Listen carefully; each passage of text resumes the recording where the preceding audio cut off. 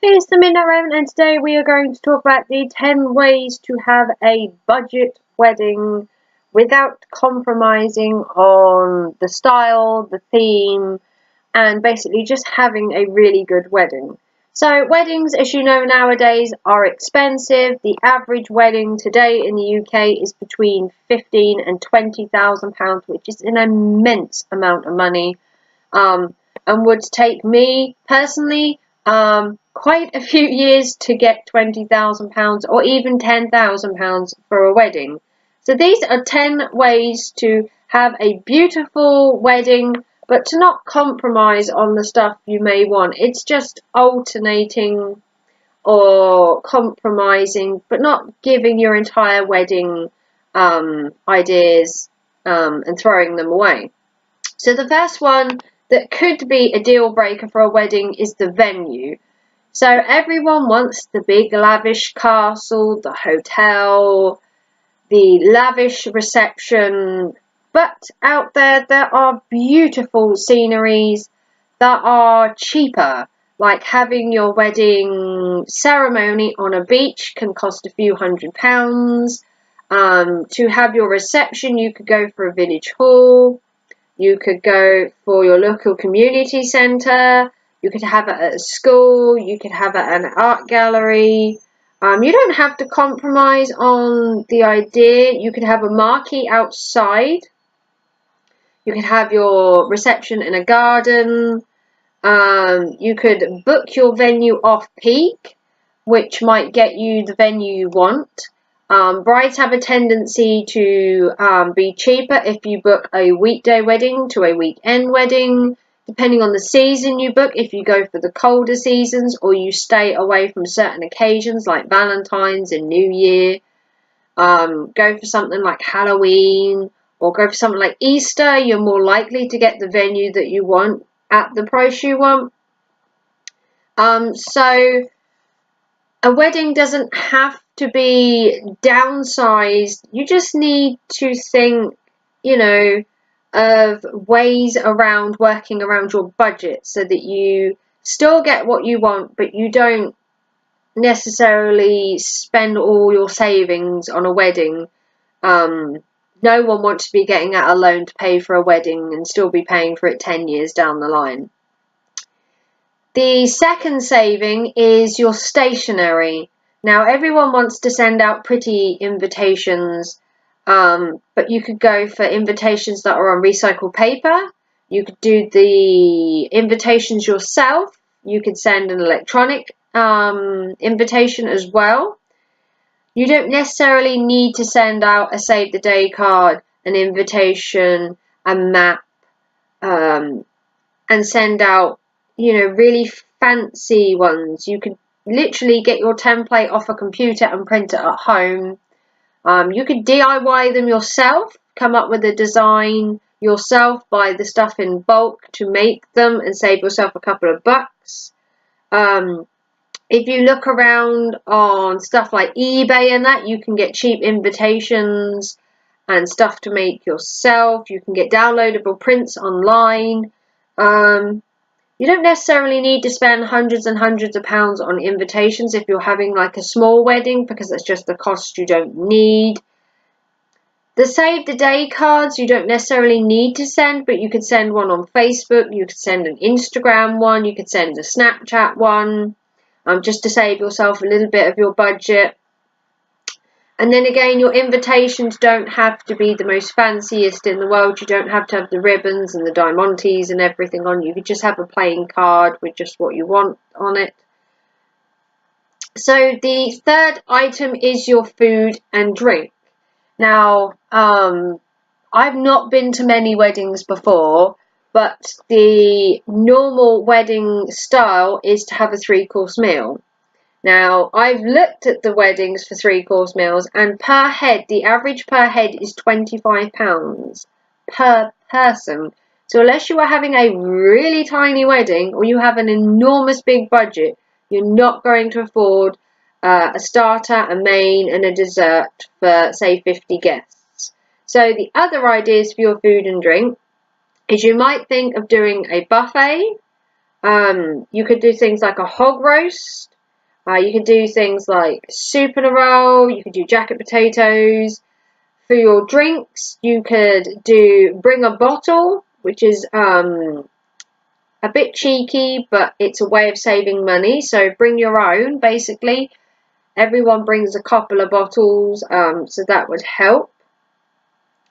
You could also have street food, or you could have like a sweet cart, a chocolate fountain, so that you wouldn't have to have like a cake.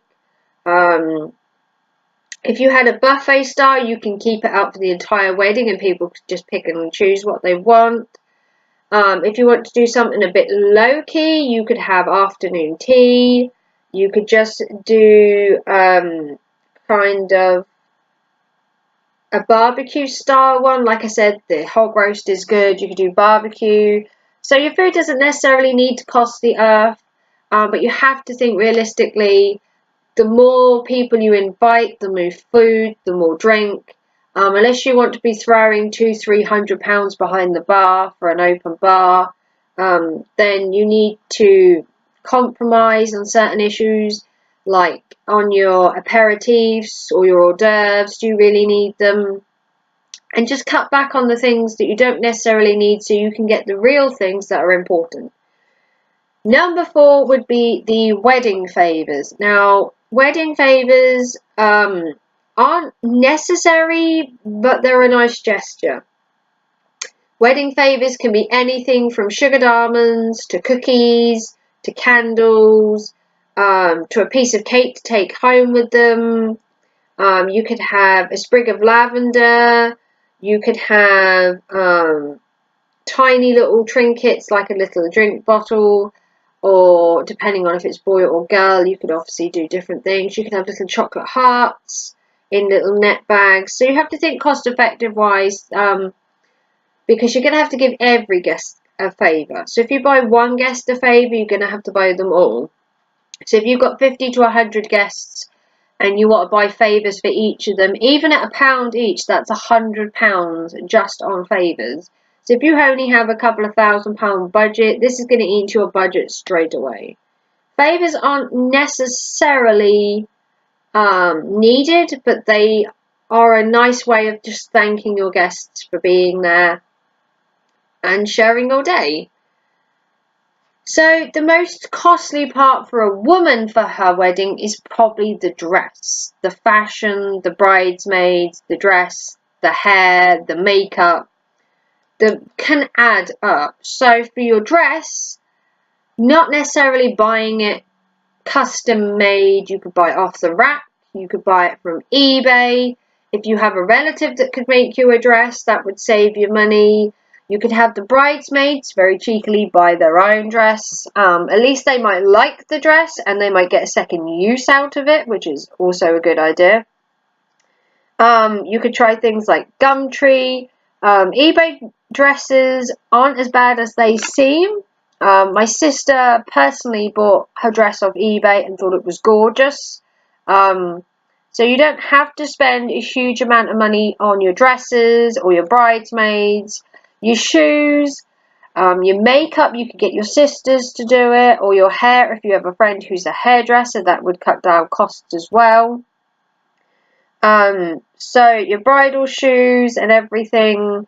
If you have a sister that's been married before, she might lend you her shoes. So you don't necessarily have to have a custom-made £1,000 dress. You can get really nice dresses for just under a couple of £100. Transport is another one. Transport is a big thing normally. Everyone wants to arrive in a statement car or a horse and carriage to their wedding. Alternatively, you could hire a car for the day if you wanted a fancy car rather than paying a high-priced company. You could arrive on a motorbike. You could arrive in your dad's car if he has a vintage car, even better. You don't necessarily have to arrive in a limousine or a really expensive car. The transport is literally just for getting to and from.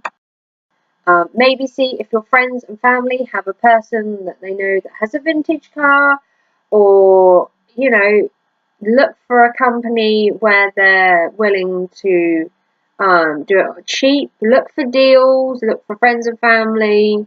Everyone would love to arrive in a limousine, but budgets don't always stretch that far. If not, look for something different for your wedding transport. Arrive in a bus, come in a taxi, use a motorbike to get there, come on the back of a tractor. You know, depending on where you're having a wedding, your transport will obviously go to where your wedding is. So the next one is the entertainment. Obviously, if you want your guests to stay at the wedding for more than half an hour, you're going to have to entertain them. So cost-effective weddings would be if you know a friend who does a DJing, or you have a friend that's interested in DJing. You can use your iPod to do a playlist through a set of speakers. You can set up your laptop to do it. Other other things that might be a bit cheaper would be to have things like a DIY photo booth. So you basically just make it yourself. You just put a curtain behind you, get some props from Poundland or an eBay seller, and then you just make it like that. Giving guests Polaroid cameras as well, so they can take their own pictures, and then you can develop them at the end, and you'd be surprised at the funny pictures you get from that. For the kids, the entertainment could be colouring books. You could have a magician. You could have a clown. You could have a kids area for them. If you're having your wedding outside, you could have wedding games outside. You could have croquet. You could have a bouncy castle. And you just need to look around for for deals. People you know, word of mouth is a brilliant thing. If your friend has a friend that got married with this cheap company, word of mouth is a good way around of getting the cheap items you need. Next would be the decor. Now, everyone wants to walk into a lavish room dressed to the nines in fabrics and diamantes and all that fancy stuff. But the decoration can be cheap and simple. You could recycle stuff and do your own decor. You could keep the costs low by not having flowers is a big one. You could decorate it with balloons, paper lanterns. Use eBay is a good one. People that have had weddings before that then need to get rid of their wedding decor, sell them on eBay and Gumtree. Look for 50% off deals. Go to wedding fairs and get really good deals on your things. You don't have to sachet your chairs or cover your chairs necessarily. You could use garden furniture if you're outside, like deck chairs and stuff like that. Custom made items are expensive, so do it all yourself. DIY. Make your own wedding favours. Make your own decorations. Use greenery. Use flowers from your own garden. Use flowers from your mum's garden. Cutting the costs on your decorating can be a big part of the budget as well. Then we have music. So everyone likes entertainment at a wedding. Not everyone can afford a string quartet or to have a live band or even to have a DJ. So if you want to have entertainment music-wise, maybe you have a friend that can sing, maybe you know a local band that goes to your local pub. That can also be a good one. You can play it from your iPod, or you can use Spotify and just play it through your laptop. You don't have to have music, but it is nice as a mood setter to have something in the background just playing. And the last one is your hair and your makeup. I kind of touched on this earlier. Your hair, you obviously want to make it look good, so maybe have a student cut your hair, maybe have your friends do your hair, your family, your mum, have your sisters do your makeup or your best friend. Get your maid of honours and bridesmaids doing each other's hair and each other's makeup can also cut the costs. Looking for special deals at different hairdressers. Keeping an eye out for students, like at the colleges and that, students. And if you look at hairdressers, they sometimes have newbies where they'll get a discount off for doing it. Check for group bookings if there's a huge amount of you, like the bride, the bride's mum, the bride's sister, an extended bridal party. Maybe you could get a group booking, so then it would be cheaper. The same with your groomsmen, you could also have that cheaper as well, so that you get like 20 of you done for a cheaper price, depending on how many there are. So that can cut your wedding costs right down. So you need to look for deals, keep your eye out for bargains. The wedding doesn't have to be expensive, but it's only expensive if you allow yourself to wander financially by picking the more extravagant things. Look for alternatives, look for the cheaper option. Not necessarily the tacky option or the really rustic option or the really boring option, but more the cost effective towards your budget option. You really don't want to be paying for your wedding 10, 15 years down the line. You want to enjoy your day but not find it stressful about how much it's costing you, because that's just going to amount to the problems with a wedding. Everything's going to pile up, the budget and everything, and you're just going to go, oh my god. One I didn't have on there was cake. I had the catering, but if you're going to do a cake, this is an added extra for you. Hello. Have your friend make a cake. Do it yourself. Get your kids to help make a wedding cake. I mean, it doesn't have to be brilliant. Go to your local baker rather than a big company. Go to the supermarket where you can get the plain white cakes and then decorate it yourself. So there are ways around a wedding cake being expensive as well, because wedding cakes are just out of this world. No one wants to pay £600 for a wedding cake. I would rather spend that on the honeymoon. So if you like this video, please like and subscribe. I hope I haven't droned on a lot, but I wanted to give you an insight into weddings. So today we were looking at the 10 budget ideas to shrink your wedding but not get rid of your wedding entirely. We still want your wedding to be what you imagine it, but obviously keeping it in line with your budget. So they were the 10 ways to have a budget wedding, plus the extra one where I gave you the cake idea. So if you want to like and subscribe to this video, please do so. Please check out all my other wedding videos that I have done, and I have many more to come. And if you'd like to like and subscribe and see more content, please do so. Thanks for watching. Bye!